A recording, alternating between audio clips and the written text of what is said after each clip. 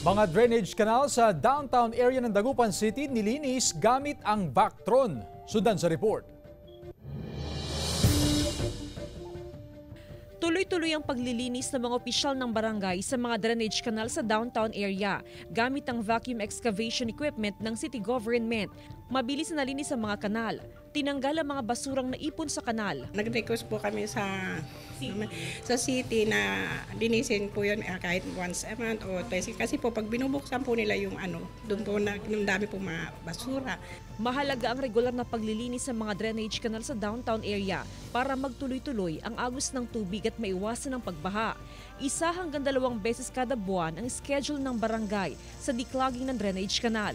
Para hindi po mabaha. Pag nababawasan yung basura, pag hindi nila nababawasan, kaya yun, nababaha.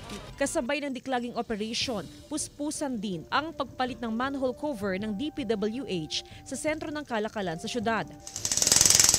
Pinapalitan ng mas malaking sukat ang manhole cover. Dahil para maganda na tignan, pinapalitan. Oh, matibay yun, madam.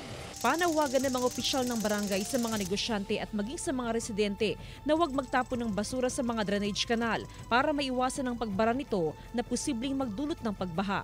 Kasama si Daryl Peralta, Jasmine Gabriel Galban, One North Central Luzon.